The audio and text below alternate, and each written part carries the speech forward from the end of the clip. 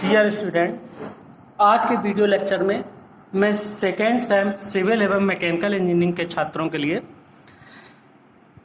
Applied mechanics के chapter 3 moment पर based numerical problem solve कराऊंगा। इसके पिछले वीडियो लेक्चर में भी मैंने न्यूमेरिकल प्रॉब्लम सॉल्व कराई थी, जो कि सपोर्ट पर रिएक्शन यानी बीम के सपोर्ट पर रिएक्शन निकालना और लीवर के बारे में हमने आपको बताया था। लीवर में भी आपको हमने सिंपल लीवर और कंपाउंड लीवर की प्रॉब्लम सॉल्व करवा दी थी। अब एक चीज आती स्टील यार्ड। स्टील यार्ड भी लीवर से रिलेटेड प्रॉब्लम है। स्टील यार्ड क्या होता है, आपने कहीं रेलवे में देखा होगा, रेल प्लेटफॉर्म पे माल गोदाम जहाँ पर सामान तोला जाता है, तो ये जस्ट लाइक एक बैलेंस है जिसमें कि भारी सामान उसके प्लेटफॉर्म पर रख देते हैं और पॉइंटर को घुमा के उसको हम देखते हैं कि कितना वजन है। तो देखो ये एक स्टील यार्ड है। स्टील यार्ड क्या होता है, एक हिंज होता है, फिर लीवर है, तो लीवर एक कहीं हिंज होगा, इसके एक सिरे पर मूवेबल वेट लगाते हैं और एक सिरे पर तौले जाने वाला भार लगाते हैं, और इसका गुरुत्व केंद्र, जो स्टील यार्ड का गुरुत्व केंद्र है, वो कहीं पे काम करता है। कभी ये फलक्रम से बाईं ओर भी हो सकता है और कभी दाईं ओर हो सकता है। अब ये डिपेंड करता है कि प्रॉब्लम क्या कहती है, न्यूमेरिकल प्रॉब्लम। तो अब जैसे ये प्रॉब्लम है कि एक स्टील यार्ड का भार 5 किलोग्राम है, तो यानी इस यार्ड स्टील यार्ड का यानी तोले का भार दिया हुआ है कितना, 5 किलोग्राम। तो ये गुरुत्व केंद्र पे काम करेगा। इसका गुरुत्व केंद्र आलम्ब से 5 सेंटीमीटर बाईं ओर है, तो ये क्वेश्चन में दिया रहेगा। तो अब यहाँ पर हम बाईं ओर है तो गुरुत्व केंद्र यहाँ मानते हैं, कभी दाईं ओर का है तो जहाँ के जितनी दूरी पर मानेंगे। तौले जाने वाला भार आलम्ब से 10 सेंटीमीटर की दूरी पर है, तो अब यहाँ आलम्ब मतलब फलक्रम जहाँ हिंज होता है, तो यहाँ से 10 सेंटीमीटर की दूरी पर तौले जाने वाला भार लगा है। यदि सरकाने वाला भार यानी इस साइड में, राइट साइड में होता है, फलक्रम के मूवेबल वेट हमेशा राइट साइड में होता है। तो ये आपको दिमाग में फिगर याद रखना पड़ेगी। ये हिंज होता है, यहाँ पर एक प्लेटफॉर्म बना होता है जिसमें कि तौले जाने वाला भार, और यहाँ मूवेबल वेट खिसकाते हैं। तो इसी को खिसका के इसमें निशान बने होते हैं, तो उसको पढ़ के पता चल जाता है कि वजन कितना है। ठीक है भाई। तो सरकाने वाला भार 1 किलोग्राम है और ये आलम्ब से 110 सेंटीमीटर यानी यहाँ से 110 सेंटीमीटर की दूरी पर लगा दिया। तो तौलने वाले भार का मान यानी इस डब्लू का मान ज्ञात करना है। ठीक है। तो अब ये एक लीवर है जो कि फलक्रम पर हिंज है, तो इसमें भी प्रिंसिपल ऑफ मूवमेंट के आधार पर ही इसमें काम होगा। इस जो भी सॉल्यूशन होगा प्रिंसिपल ऑफ मूवमेंट के आधार पर होगा कि हिंज के सापेक्ष सभी बलों का आघूर्ण लेते हैं और सभी बलों का एल्जेब्रिक सम यानी क्लॉकवाइज और एंटी क्लॉकवाइज का जो सम होगा वो अगर 0 हो जाए तो तुला बैलेंस हो जाएगी। इसको बीम को क्षैतिज करते हैं, मूवेबल वेट इतना खिसकाते हैं कि बीम क्षैतिज हो जाए, तब पता करते हैं कि भार कितना होगा। तो अब फलक्रम के अबाउट हम सबका आघूर्ण लेते हैं, तो यहाँ पर 5 किलोग्राम लगा है, तो 5 इंटू GF, और ये सब मान दिए हुए हैं, और ये होगा फलक्रम इधर है तो इसको ऐसे घुमाएगा, यानी ये कैसा हुआ, एंटी क्लॉकवाइज। और W इंटू AF, और AF का मान भी दिया हुआ है कि 10 सेंटीमीटर, तो ये भी एंटी क्लॉकवाइज। और जो सरकाने वाला भार है स्मॉल w इंटू ये, इसको भी कोई पॉइंट मान ले जो भी है 110। अब ये F A G ये मतलब ये B मान लो, तो ए बी का तो हमने डायरेक्ट 110 लिख दिया, आपको तो मतलब है आघूर्ण से। तो W का पता नहीं है मान कितना है, W इंटू 10 प्लस 5 इंटू 5, और ये क्लॉकवाइज तो -1 इंटू 110। तो यहाँ से निकल आया कि तौला जाने वाला भार कितना है, 8.5 kg। तो अब स्टील यार्ड की सभी प्रॉब्लम आप कर सकते हैं। अगर ये स्टील यार्ड का आपके दिमाग में फिगर है, अगर 2-3 प्रॉब्लम करोगे तो सब क्लियर हो जाएगा। तो 2 तो मैं यहाँ पर करवा रहा हूँ, एक आध अपने बुक में देख लेना कि कैसे सॉल्व होती हैं। ठीक है भाई। तो ये चीज़ समझ में आ ही जानी चाहिए कि सिंपल एक लीवर ही है, ये सब लीवर है। अभी हमने सिंपल भी कराया, कंपाउंड भी कराया। ठीक है। बेसिकली लीवर में क्या करना है कि हिंज के सापेक्ष यानी फलक्रम के सापेक्ष आघूर्ण लेना है और प्रिंसिपल ऑफ मूवमेंट को फॉलो करना है कि सिग्मा m बराबर 0 कर देना है, तो जो भी अननोन चीज है वो निकल आती है। अब जैसे ये चीज दिया है कि एक स्टील यार्ड का भार 80 न्यूटन है तथा यह आलम्ब से 10 सेंटीमीटर बाईं ओर है। तो देखो आलम्ब ये लिया, बाईं ओर 10 सेंटीमीटर पे 80 न्यूटन का भार लगा दिया। ठीक है भाई। जैसा कहता है जब वैसे करते जाना है। ये एक स्टील यार्ड बनाना और एक हिंज लगाना है, बाकी चीजें अभी जैसा क्या वैसे करना है। अब भार उठाने वाली हुक का भार 30 न्यूटन है और ये लंबे से 10 सेंटीमीटर वायु है, ये भी 10 सेंटीमीटर वायु है, इसी लाइन पे काम करेगा। तो ये 30 न्यूटन हुक का भार हो गया। अब इसी हुक में भार भी लटकेगा। ज्ञात कीजिए कि 120 न्यूटन भार को हुक से लटकाकर संतुलन में रखने के लिए 5 न्यूटन के सरकने वाले भार को आलंबे से दाईं ओर कितनी दूर रखना पड़ेगा। तो अब ये तो कुछ दूरी पूछ रहा है आलंबे से कि कितनी दूर रखना पड़ेगा। मूवेबल वेट भी दिया है, तौलने वाला भार भी दिया हुआ है, केवल ये दूरी दी हुई है। तो यही बदल सकता है, या तो ये दूरी पूछ सकता है, या मूवेबल वेट पूछ सकता है, या तौले जाने वाला भार पूछ सकता है। ये 3 चीज पूछ सकते हैं। अब जैसा कहे तो देखो सब 10 सेंटीमीटर था, तो 3 बार तो एक ही लाइन पे आ गए। जब एक ही लाइन ऑफ एक्शन पे है तो इन सब का जोड़ हो जाएगा।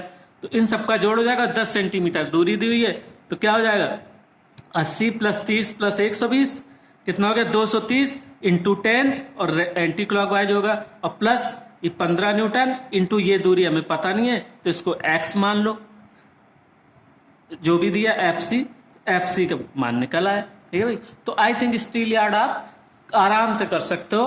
बाकी एक आध अपनी और बुक में एक आध प्रॉब्लम देखना। अब मेन चीज आती है तो वो ये फिगर बहुत अच्छे से याद करना है, एक बार बना के देख लेना और 2-4 बार सवाल एक बार अपनी बुक से भी देखना, तो ये आपको क्लियर हो जाएगा, याद हो जाएगा। ये देखो ये है lever safety valve. Lever safety valve को क्या कहते हैं कि बॉयलर में लगाते हैं। देखो ये बॉयलर का मान लो हेड है, नीचे बॉयलर हो गए, गर्म हो रहा पानी और यहाँ भाप यहाँ इकट्ठी होती है। तो ये क्यों लगाते हैं, क्योंकि लीवर सेफ्टी वॉल्व लगाते हैं और ये आघूर्ण पे काम करता है। तो जितनी स्टीम का वेट होता है कि मैक्सिमम डिजायर है कि इस बॉयलर में इतनी स्टीम स्टोर हो सकती है, उतने तक को इसको डिजाइन करके और इसका चल भार जो है उतनी दूरी पर सेट करके, और जहां पर ये हिंज है वहां से उतनी दूरी पर सेट करके इसको छोड़ देते हैं। तो ये सीट पे अपने बैठा रहेगा। जब भी यहां से प्रेशर, स्टीम का प्रेशर ओवर प्रेशर हो जाएगा, यानी जितना प्रेशर है इस प्रेशर को, इसके भार को, इसके और ये आघूर्ण बैलेंस रहेगा जब तक ये क्षैतिज रहेगा। जैसे ही बॉयलर में प्रेशर ओवर प्रेशर होगा तो ये अपने स्थान से उड़ जाएगा, क्योंकि ये मोमेंट ज्यादा हो जाएगा तो ये उड़ जाएगा और एक्स्ट्रा भाप बाहर निकल जाएगी, तो बॉयलर सेल फटने से बच जाएगा। तो इसलिए इसका उपयोग हम वहां पर करते हैं, इसीलिए इसका नाम है सुरक्षा बॉल्व। तो देखो इसमें क्या क्या चीज होती है। एक तो बॉल्व होता है और इस बॉल्व का भार भी होता है जो कि इसी के गुरुत्व केंद्र पे काम करेगा। नीचे से स्टीम प्रेशर है तो वो भी इसी बिंदु पे काम करेगा, क्योंकि यहीं से उठता ऊपर नीचे होता है। स्टीम का प्रेशर इसको ऊपर उठाने की कोशिश करता है तो ये भार इसको रोक देता है, तो क्षैतिज बना रहता है बैलेंस। जिस समय भी इससे ये ज्यादा हो जाएगा स्टीम प्रेशर तो ये अपनी सीट पे ऊपर उठ जाएगा और स्टीम बाहर निकल जाएगी, तो ओवर प्रेशर नहीं होगा, फटने से बच जाएगा। तो इसमें एक वही हिंज होता है, क्योंकि भाई लीवर ही है तो लीवर को तो हम हिंज में ही हिंज करते हैं। यहाँ पर एक बॉल्व होता है, बॉल्व और इसका डाया दिया रहता है, उससे एरिया निकाल सकते हैं। तो यहाँ से स्टीम प्रेशर दिया होगा तो यहाँ से प्रेशर फोर्स निकाल सकते हैं, क्योंकि हमें आघूर्ण लेना है तो सारी चीज प्रेशर फोर्स में लानी है। तो ये प्रेशर दिया होगा तो उसको हम फोर्स में बदल लेंगे, यानी कैसे कि प्रेशर इंटू एरिया, है ना, दाब बल जो निकलेगा P इंटू A। तो अब देखो उसमें क्या चीज दी हुई है, ये पहले हम नोट करते हैं। ये चित्र याद रखोगे और क्या क्या दिया ये नोट करते हैं। तो इस लीवर का भी पूरे का भार होगा तो एक गुरुत्व केंद्र पे काम करता है। यहाँ पर कहीं ये प्रश्न में दिया रहेगा कितनी दूर है गुरुत्व केंद्र या क्या, जैसे ये दिया है। एक सुरक्षा बॉल्व की छड़ का भार 40 न्यूटन है और इसका सीजी बॉल्व केंद्र से 90 mm की दूरी पर है। तो ये बॉल्व का केंद्र है, ये सेंटर है जहां पर नीचे से ऊपर स्टीम प्रेशर काम करता है और ऊपर से नीचे इस रॉड का भार काम करता है, और ये लीवर का भार गुरुत्व केंद्र पे काम करता है। तो ये सेंटर से 90 mm की दूरी पे है, तो बना दिया 90। जो फलक्रम से, अब क्या लिखा है, जो फलक्रम से 80 mm पर है, यानी कौन, ये बॉल का केंद्र ये 80 mm पे है और यहां से ये 90 mm की दूरी पर गुरुत्व केंद्र है। तो दो दूरी तो पता चल गई। यदि बॉल का व्यास और भार क्रमशः 70 mm और 60 न्यूटन है, यानी बॉल का इसका व्यास दिया हुआ है और इसका भार 60 न्यूटन दिया हुआ है, तो बॉयलर में भाप का दाब 1 न्यूटन पर मिलीमीटर स्क्वायर रखने के लिए 750 mm लंबी छड़, तो ये टोटल जो छड़ की लंबाई है फलक्रम से लेके यहाँ तक कितनी 750 mm, छड़ के सिरे पर, इस सिरे पर अब पूछ रहा है कि लटकने वाले भार का मान ज्ञात कीजिए, कितना रखेंगे इतने स्टीम प्रेशर को ये बैलेंस कर ले, क्षैतिज में बना रहे। तो देखो सबसे पहली चीज हम देखें, जो दिया बॉल का डाया दिया इतने mm, इसका एरिया निकालिए इतने mm स्क्वायर, भाप का दाब दिया न्यूटन पर मिलीमीटर स्क्वायर। अब चूंकि mm में सब दिया तो सब mm में रहने तो कोई दिक्कत नहीं है। अगर एक भी चीज मीटर में दी होती तो फिर सबको मीटर में बदलते।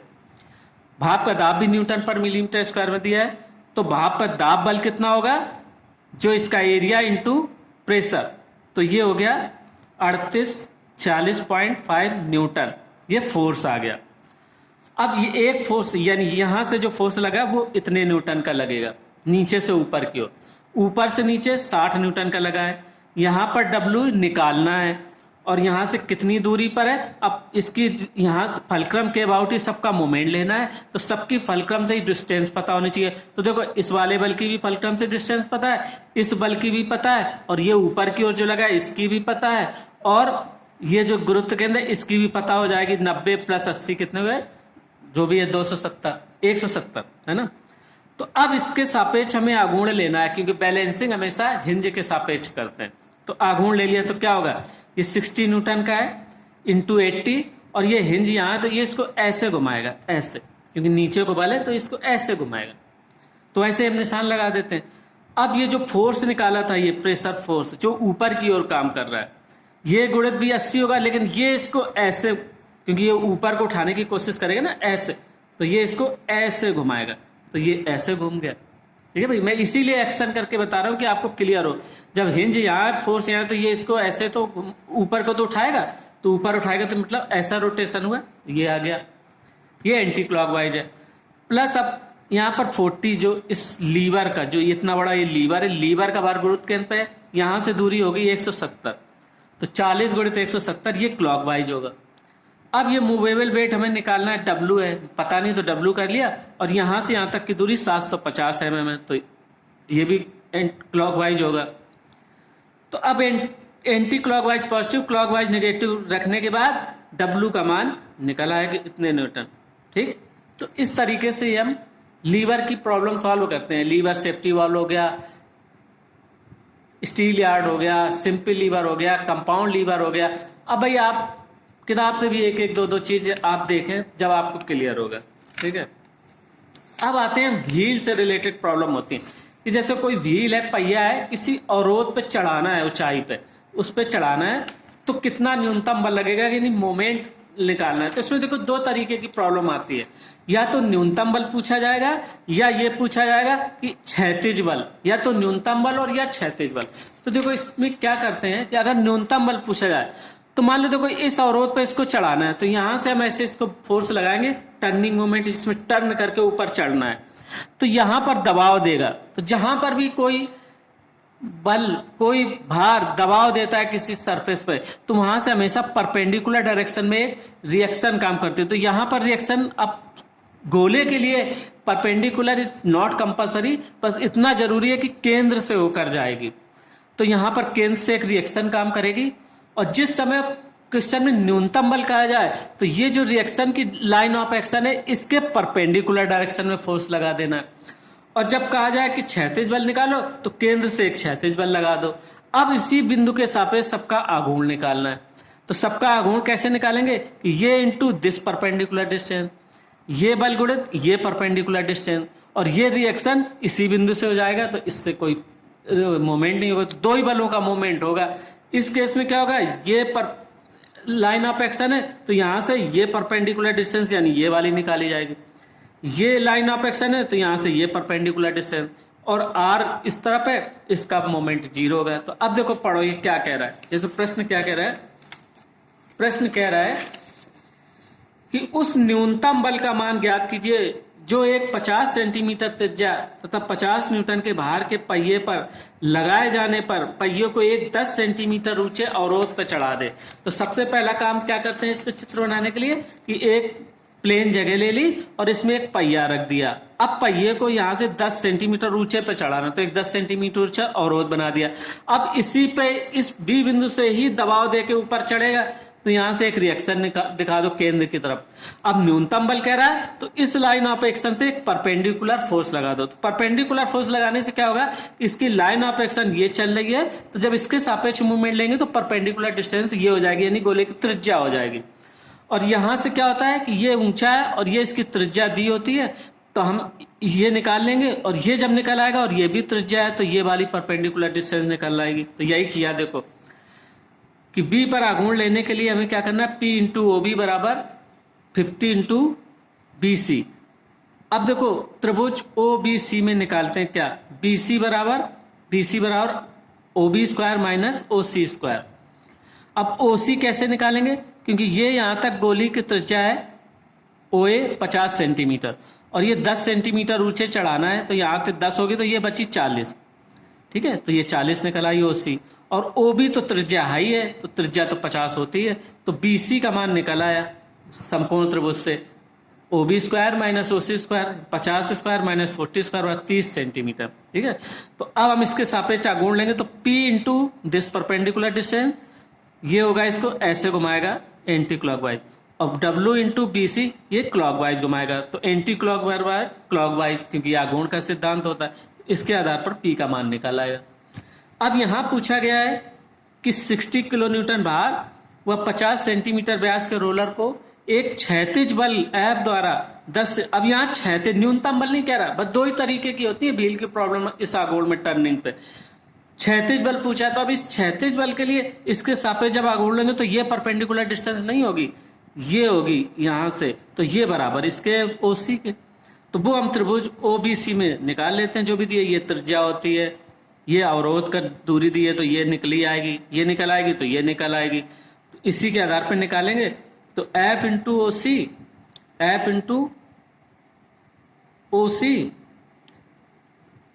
Equal to 60 kilo newton, 60 into B C, तो इस ऐप का मान निकल आएगा, यानी क्षैतिज बल ऐसे निकालते हैं, ठीक है। तो ये व्हील की प्रॉब्लम हो गई। अब हम आते हैं कपुल की प्रॉब्लम, यानी कपुल यानी बलयुग्म। तो बलयुग्म में हमने आपको समझाए थे कि जब दो अनलाइक इक्वल पैरेलल फोर्स किसी बॉडी पर काम करते हैं तो वो मिलके एक बलयुग्म बनाते हैं। तो बलयुग्म की मोस्ट प्रोबेबली प्रॉब्लम इस तरह की आती है कि रेक्टेंगल पे लगाए, स्क्वायर पे लगाए, या किसी पुली को चलाने के लिए या उसको रोकने के लिए जो फोर्स है वो लगा हुआ है। तो इसी तरीके की आपको प्रॉब्लम सॉल्व करनी है। तो देखो जैसा कहता जाए उस तरह बल लगाओगे, अपने आप कपुल या जो भी आघूर्ण पता चल जाएगा। देखो अब इसमें देखो क्या कह रहा है, किसी आयत ए बी सी डी की भुजाओं ए डी तथा सी बी पर 2 किलो न्यूटन के बल और भुजाओं ए बी तथा सी डी पर 4 किलो न्यूटन का, तो जैसा कह रहा है वैसे ही लगाना है। देखो कि ए बी सी डी की भुजाओं ए डी, तो ए डी की तरफ लगाना है और सी बी की तरफ लगाना है। तो देखो 2 किलो न्यूटन ये इक्वल एंड अनलाइक है, ये ऊपर को है ये नीचे, तो ये मिलके एक कपुल बनाएंगे। और ये कपुल कैसे बनाएंगे, ये ऐसे घुमाएंगे, ठीक है, यानी क्लॉकवाइज। इसी तरीके से अब एक है कि ए बी तथा सी डी, अब ए बी और सी डी जैसा कहे उसी डायरेक्शन में तीर लगाना है। ए बी तो ए बी की डायरेक्शन, सी डी, तो 4 किलोमीटर, तो 4 के ये अनइक्वल पैरेलल फोर्स हो गए, equal and unlike parallel force, तो ये भी मिलके आघूर्ण बनाएंगे। तो अब बस पूरे सिस्टम में 2 बलयुग्म काम कर रहे हैं। तो क्या होगा कि इन बलयुग्म के आघूर्ण लेना है, उनका बीजगणितीय हो। देखो बलयुग्म का भी आघूर्ण या तो क्लॉकवाइज होगा या एंटी क्लॉकवाइज घुमाएगा। तो अब यहां पर क्या हुआ देखो, तो ये मिलके बलयुग्म बना रहे हैं और इनकी भुजा हुई, इनके बीच की परपेंडिकुलर डिस्टेंस यानी जो आयत की जो भुजा है 5 सेंटीमीटर है ना। और ये जो बलयुग्म है इनकी भुजा होगी ये 5 सेंटीमीटर, और ये होगी उनके बीच की भुजा ये होगी परपेंडिकुलर डिस्टेंस यानी 3 मीटर, ठीक है। तो इसको पढ़ोगे, बहुत आसान सवाल होते हैं। तो क्या होगा कि लगे बलों से एक बलयुग्म जिसकी भुजा 3 मीटर है उसका आघूर्ण हो गया 4 इंटू 3 एंटी क्लॉकवाइज, और ये मिलके एक आघूर्ण बना रहा है जो क्लॉकवाइज है। तो परिणामी बलयुग्म बराबर क्या हो गया 4 इंटू 3 प्लस 2 इंटू 5, तो 12 माइनस 10 2 किलो न्यूटन का एंटी क्लॉकवाइज, क्योंकि पॉजिटिव आंसर आ गया तो इसका मतलब एंटी क्लॉक। तो बॉडी पर जो एक कपुल काम करेगा रिजल्टेंट वो होगा 2 किलो न्यूटन का एंटी क्लॉकवाइज, ठीक है। अब इसी पे बेस्ड दूसरी प्रॉब्लम होती है, जैसे कि अब हमने एक ये प्रॉब्लम, ये थोड़ा टिपिकल प्रॉब्लम है, टिपिकल, लेकिन अगर आप सही से लगाएंगे तो बड़े आसानी से करेंगे। अब इसमें थोड़ा सा आपको लॉज ऑफ फोर्सेस का जो रिजोल्यूशन वाला पार्ट है उसको भी ध्यान रखना होगा, कंपोनेंट जरूर निकालना। जब ऐसे एंगल पर फोर्स लगे तो उनको कंपोनेंट निकाल के भुजाओं में बदल देते हैं। जैसे इसमें कह रहा है कि ABCD 1 मीटर भुजा का वर्ग है, यानी इन चारों भुजाओं का मान समान होगा 1 वर्ग है। AB, BC, CD और DA के अनुदिश 20, 40, 160 तथा 100 न्यूटन के बल कार्यरत हैं। तो जैसा कह रहा है वैसे लगाते जाओ सब बल। अब लगाने के बाद ये आ गया, तो इस दिशा में ये लगा था। अब देखो ये इसका कंपोनेंट निकालो तो इन 2 डायरेक्शन में हो गया। तो इसका कंपोनेंट हो गया √2 cos 45 और इस तरफ हो गया √2 sin 45। इसी तरीके से ये लगा है, इसके भी 2 कंपोनेंट निकालो। अब इनको भूल जाओ, अब आ जाओ भुजा पे। अब देखो इस भुजा को देखोगे तो क्या होगा, यहां पर इतने इतने न्यूटन का फोर्स लगा है, 100√2 cos 45। तो 100√2 cos 45 का मान रखोगे 1/√2 तो 100 हो जाएगा। 100 और 20 मिलके कितना हो गया, 120। इसी तरीके से यहाँ पर 160 इस डायरेक्शन में लगा है और 40√2 cos 45 का 1√2 कट जाएगा तो 160 इस तरफ और 40 इस तरफ। तो क्या बचेगा, इस तरफ के डायरेक्शन में 120 बचेगा। तो अब ये दोनों मिलके कपल बना लेंगे।